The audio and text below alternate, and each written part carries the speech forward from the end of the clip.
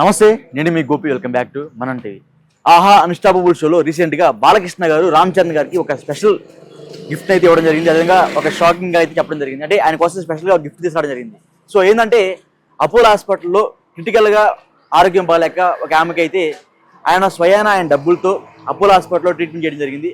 So ఒక guest అయితే అప్పుడు పరిచయం చేయడం జరిగింది రామ్ చరణ్ గారికి. సో ఆయన పేరే శంకర్ మహంతి. సో ఆయన ఇప్పుడు మనతో పాటు ఉన్నారు. ఆయనతో మాట్లాడే ప్రయత్నం చేద్దాం రండి. సో సార్ నమస్తే అండి. నమస్తే నాన్న. ఎలా ఉన్నారు? బాగున్నారా? సో ఏం సార్ అసలు మీరు సడన్ గా అన్స్టాపబుల్ షోలో మీకు కనపడ్డారు, ఎందుకు? అది కారణం ఏమిటి? రామ్ చరణ్ బాబుకి సర్ప్రైజింగ్ అన్నట్టుగా ఆహా వాళ్ళు ఏదో ప్లాన్ చేసినట్టుగా అక్కడికి వెళ్ళాక తెలిసింది నాకు. ఆ బాబు మా మిస్సెస్ కి పునర్జన్మనిచ్చారు.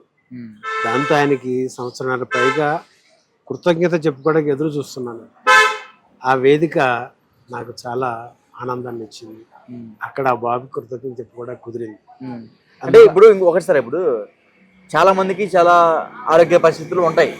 సో ఎవరిని పట్టించుకొని రామ్ చరణ్ గారు మిమ్మల్ని ప్రత్యేకంగా పట్టించుకోవడానికి కారణం ఏంటంటారు? అంటే అది నాకు 2006 నుంచి చిరంజీవి బ్లడ్ బ్యాంక్ లో బ్లడ్ ఇస్తూ ఉండేవాడిని. 2007 ఒకసారి, 2009 నుంచి కంటిన్యూస్గా 3 నెలలకు అట్లా ఇస్తా ఉన్నాను.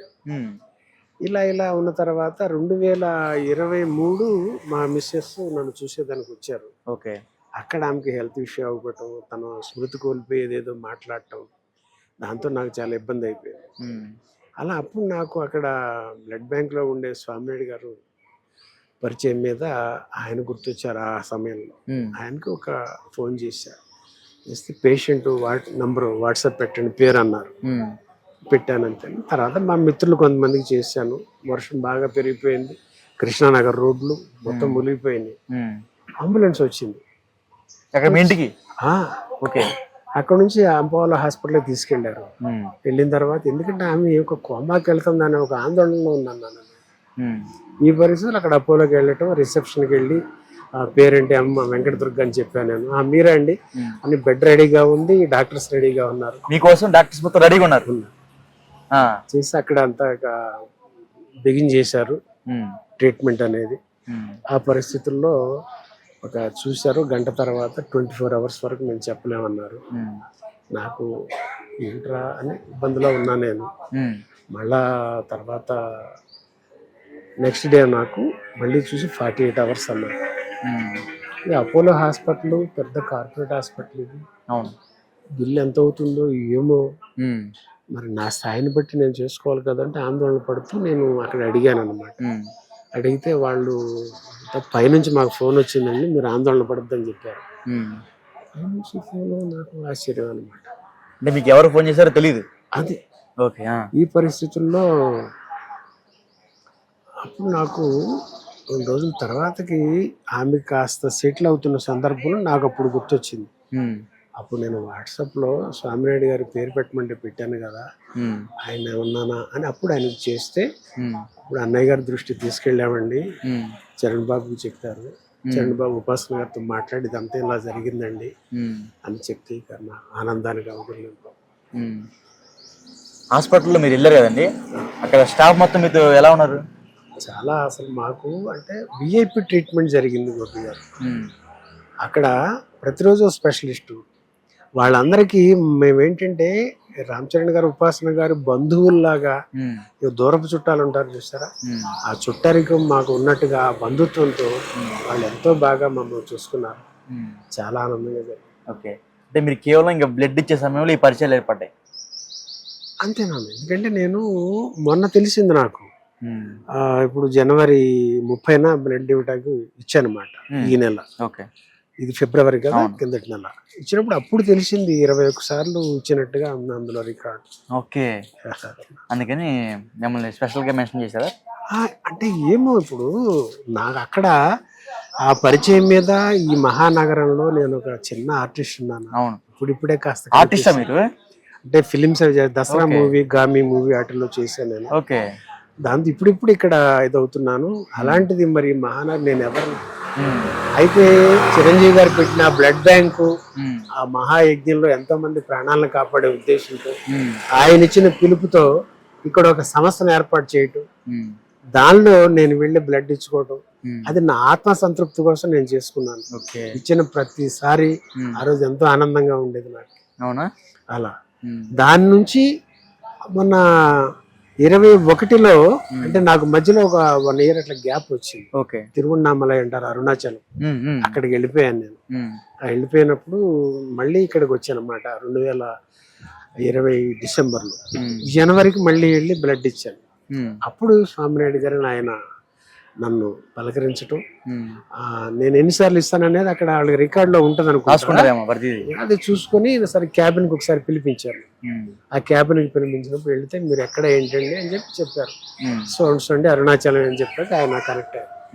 అక్కడ నుంచి నాకు అన్నయ్యకి చేరవేసింది. మరి బ్లడ్ బ్యాంక్ నుంచి స్వామినాయుడు గారు చేశారు. అక్కడ నుంచి చరణ్ బాబు చెప్పడం, చరణ్ బాబు ఉపాసన గారికి చెప్పడం, మరి హాస్పిటల్ అందరూ మేము వాళ్ళ బంధువులు అనుకుని మాకెంత ఆత్మీయంగా చేయటం, ఇంత జరిగింది. అది ఒక సామాన్య ప్రజలకు చిన్న చిన్న అభిమానులు కూడా డైరెక్ట్ మెగాస్టార్ గారే రెస్పాండ్ అయ్యి ఈ విధంగా వాళ్ళ భార్య ప్రాణాలు అయితే అపోలో హాస్పిటల్లో క్రిటికల్ గా ఉన్న కండిషన్ లో కాపాడడం జరిగింది. అంతే కదండి? 17 రోజులు పునర్జన్మనిచ్చి పంపించి 17 రోజుల్లో ఒక్కసారి కూడా రూపాయి కూడా మీరు ఇవ్వలేదు హాస్పిటల్లో? మొత్తం అంతా అడ్వాన్స్ గా కట్టించుకోవాలా. అప్పుడే నాకు 2 రోజులు పోయాక అడిగితే అప్పుడు పైనుంచి ఫోన్ వచ్చింది అన్నారు కదా అనేది ఆ తర్వాత తెలిసింది అనమాట. అప్పటి వరకు నాకు తెలియదు.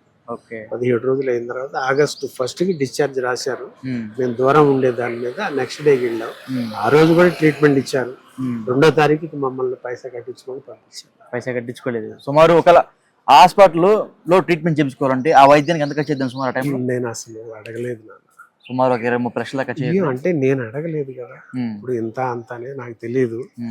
వారే చూసుకుంటున్నప్పుడు, ఎందుకంటే నా స్థితి అంత కాదు కాబట్టి ఇంకా అడిగితే ఇంకా నాకు గుండె ఏమయ్యేదో తెలియదు. అంతా అండగా వాళ్ళు నిలబడబట్టి జరిగింది నాన్న. మళ్ళీ పునర్జన్మనిచ్చారు. అండగా mega power star Ram Charan గారు శంకర్ మహంతి గారి కుటుంబానికి అండగా నిలబడి ఆ రోజు ఆయన అయితే ధైర్యాన్ని అనేది పెద్ద ఎత్తున నెలకొల్పారు. సో అదండి. ఇంకోటి, ఆ షోలో మీరు వెళ్ళినప్పుడు మీకు ఎలా అనిపించింది? మేము 2023 ఆగస్టు 2వ తారీఖు డిశ్చార్జ్ అయిన తర్వాత మళ్ళా ఆహా షోకి వచ్చిన డిసెంబర్ 31, 2024కి సంవత్సరన్నర కాలం అయింది. అంటే 18 నెలల పాటు ఆ బిడ్డను కలుసుకొని కృతజ్ఞత చెప్పుకుందామని కుటుంబంతో ఎదురు చూసాం. ఆ రోజు దక్కడంతో ఇక నా ఆనందానికి, ఆ కృతజ్ఞతా భావానికి ఇక, ఎందుకంటే చిన్నవాడు వయసుకి ఆ బిడ్డకి పాదాభివందనం అనేది కరెక్ట్ కాదు అని ఆ బిడ్డను ఆలింగనం చేసుకోవటం, ఒకసారిగా ఆయన హత్తుకొని నన్ను నా గుండెల్లోంచి వచ్చే ఒక కన్నీటిని ఆయన తీసుకొని నాకు ఎంతో ఓదార్పునిచ్చారు.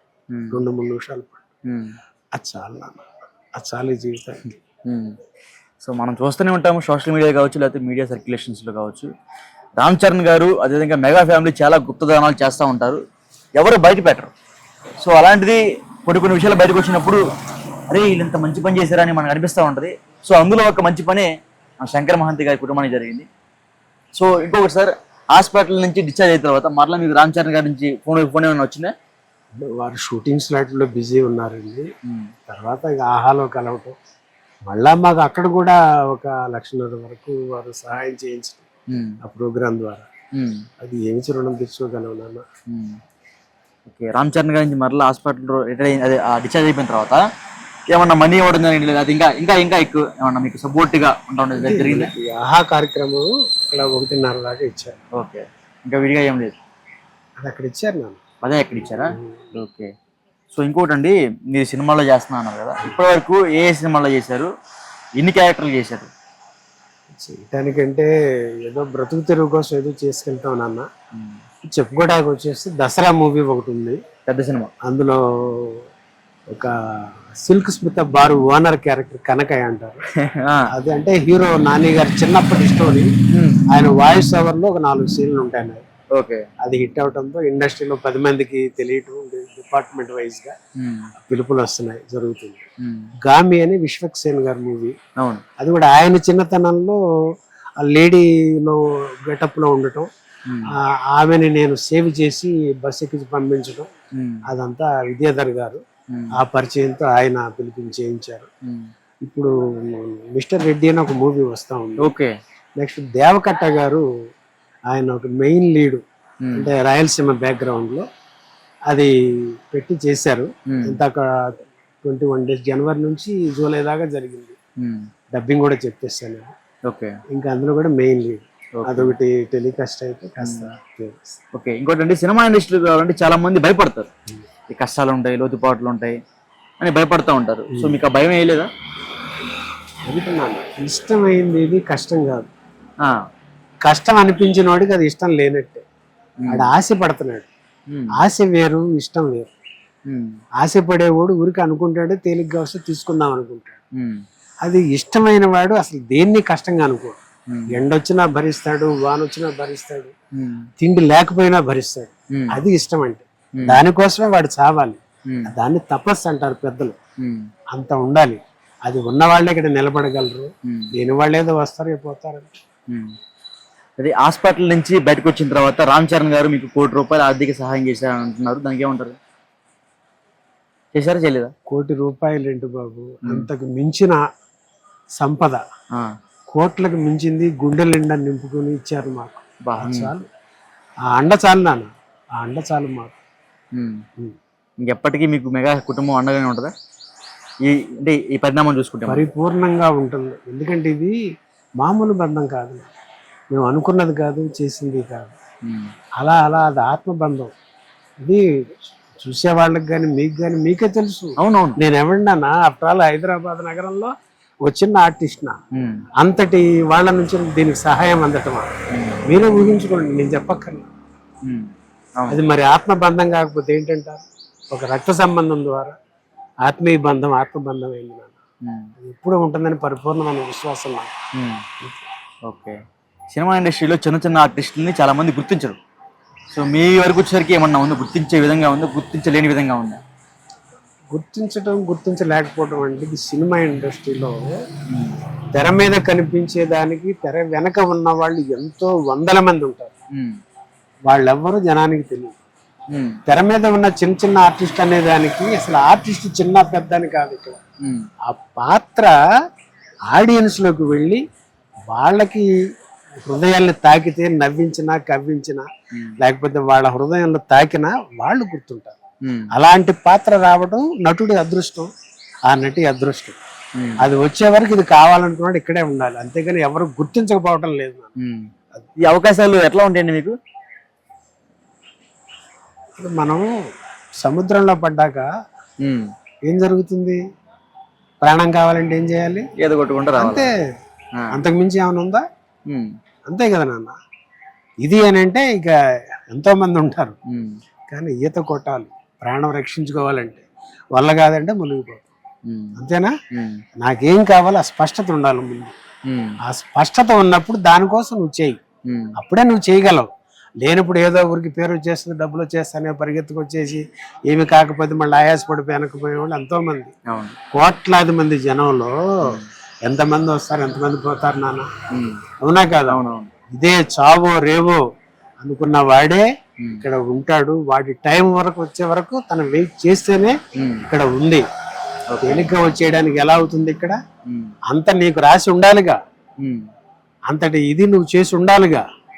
అది కాకుండా కావాలనుకోవడం ఆశ, ఇంకా చెప్తే దురాశ. అంతేనంటారా? అది కాదు కదా? అవునా కాదా? మీరే చెప్పండి. దురాశ కాదు. అది మీకు ఆ కోరిక ఉండాలి, ఆ లక్ష్యం మీకు ఉండాలి. దానికోసం మీరు తప్పించాలి, ఏమైనా దానికోసం ఉండాలి. అప్పుడు జరుగుతుంది. కానీ ఏదో అది కదా ఇది కదా అనేసి సెట్ అవుతుంది.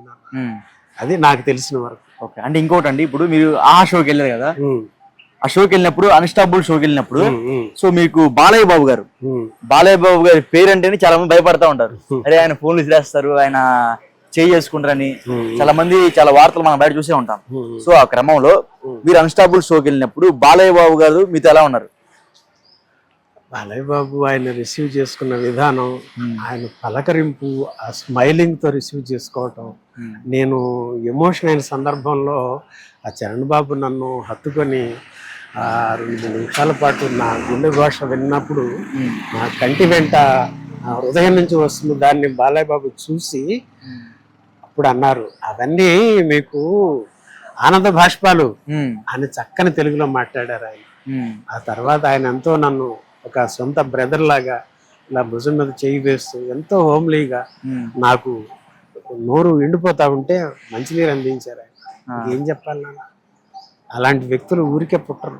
అంటే బాలకృష్ణ గారు చాలా గొప్ప, అదే దగ్గర ఉన్నప్పుడు మంచిగా మాట్లాడతారా లేదా తిడతారా? అంటే తిట్టడం ఎప్పుడు చేస్తారు? ఉమ్. మనంగా ఉండనప్పుడు, మనం తేడాగా ఉన్నప్పుడు జరుగుతుంది. ఉమ్. అంతేనా కాదా? ఉమ్. ఇప్పుడు దోమ తిరుగుతా ఉంటది, ఏం చేస్తావు నువ్వు? ఉమ్. చెప్పు నాన్న. కొడతాము. దోమ తోలుతావు. చీమ కొడితే ఏం చేస్తావు? ఉమ్. చెప్పు. చంపుతాము. మరి అప్పుడు నువ్వు మర్డరటవా? ఉమ్. చీమలు చంపే మర్డరిస్టువా? చెప్పు. ఆ. అంతేనే కదా? చక్కగా స్మూత్ గా తోస్తే పోదు. అట్లా మనం వినయంగా, పద్ధతిగా, హృదయపూర్వకంగా ఆయనతో ఉంటే ఉమ్. అదే ఆయనకి రీచ్ అవుతుంది. అదే మనకు వస్తుంది. ఉమ్. అద్దంలో మన మొహమైనా కనిపించేది, ఉమ్. అంతేనే మనదే కదా? కనిపిస్తుంది. అంటే మన ప్రవర్తనే అటు నుంచి కూడా ఉంటుంది. ఉమ్. అట్లా ఆ బాలయ్య బాబు కూడా నన్ను చక్కగా ఒక బ్రదర్ లాగా ఆయన భుజం మీద చేయి వేయటం, నా ఎమోషన్ ఆయన తగ్గించటం, నా యొక్క ఆ దుఃఖాన్ని ఆయన అదుపు చేయటం, ఉమ్. వాటికి ఆనంద బాష్పాలని చక్కగా చెప్పటం ఉమ్. ఎంతో ఆత్మీయంగా అనిపించింది నాకు. ఉమ్. ఓకే. సో ఓవరాల్ మరి మీ నెక్స్ట్ స్టెప్ ఏంటండి? Next step? నటుడిగా ఉన్నావు నాన్న. ఇక ఆ శివయ్య, అరుణాచలుడు, ఆ రమణ మహర్షి దీనిని ఎలా వినియోగిస్తే అలా అంటే దాంతో అక్కడ కూర్చున్నారు. మీరు మరి చిరంజీవి సినిమాలు ఎప్పుడు చేయబోతున్నారు అంటారు? అంతా ఆ స్క్రీన్ ప్లేలో ఎప్పుడు రాసి ఉంటే అప్పుడే జరుగుతుంది. ఈ జరిగిందంతా చిరంజీవి గారు జరిగిందంతా అనుకొని చేసిందా నాన్న? అవునా కాదా? మీకు తెలుసు, అవును. మన పని మనం చేసుకుపోతే జరగాల్సిన పని భగవంతుడు జరిపిస్తాడు. ఆ ఎవరెవరి వల్ల జరగాలో వాళ్ళ రూపంలో ఆ తండ్రి దర్శనం ఇస్తాడు. ఆ వ్యక్తిగా దర్శనం వస్తుంది, ఆ వ్యక్తిగా పరిచయం వస్తుంది, ఆ వ్యక్తిగా సహకారం వస్తుంది. ఆ వ్యక్తులతో మనకి ఏమి జరిపించాలో ఆయన జరిపిస్తాడు అన్నమాట. అది నేను నమ్ముతాను. ఓకే. సో ఓవరాల్ గా మెగా కుటుంబానికి ఒక మాటలో చెప్పాలంటే ఏం చెప్తారు? ఆయన ఒక పెద్ద అండ. ఓకే. శివభక్తుడిగా, అరుణాచలేశ్వరుడు, రమణ మహర్షి అనుగ్రహం పొందిన వ్యక్తిగా ఆయన కుటుంబమే ఒక కైలాసం, ఆయనే ఒక మహాశివుడు. ఆ సురేఖమ్మ పార్వతీదేవి, ఆ చరణ్ బాబు కుమారస్వామి, ఆ ఉపాసనమ్మ వల్లీదేవి, మరి ముగ్గురు అన్నలను కన్న అమ్మ అంజనమ్మ మహాతల్లి, వాళ్ళ అనుగ్రహం, వాళ్ళ అభిమానం, వాళ్ళ సహాయం పొందిన వీడు అంతకు మించిన బలం ఏం కావాలి? ఏ కొండంత అండ. Okay. So okay, thank you అండి మీ విలువైన సమయాన్ని మాకు అందించినందుకు. అదేవిధంగా రామ్ చరణ్ గారు మెగా కుటుంబం మొత్తం కూడా కొన్ని వేల మందికి లెక్కలు ఉండవు, ఎవరు సహాయం అని వాళ్ళ దగ్గరికి ఆ మెసేజ్ వెళ్తే వెంటనే రెస్పాండ్ అయ్యి వాళ్ళకి తగిన విధంగా సహాయం చేసే వ్యక్తుల్లో మెగా కుటుంబం ఒకటి. సో ఆ కుటుంబంలో లబ్ధి పొందిన ఒకరు మన ముందు ఉన్నారు. సో ఆయనే ఈయన. సో ఈయన కూడా చాలా లబ్ధి పొందారు ఆ కుటుంబం నుంచి. ఇలాంటి వాళ్ళు చాలా మంది ఉన్నారు, తెర వెనక చాలా మంది ఉన్నారు. తెర ముందుకు వచ్చిన వ్యక్తుల్లో ఈయన ఒకరు. ఓకే, థ్యాంక్ యూ అండి. Thank you Arunachal.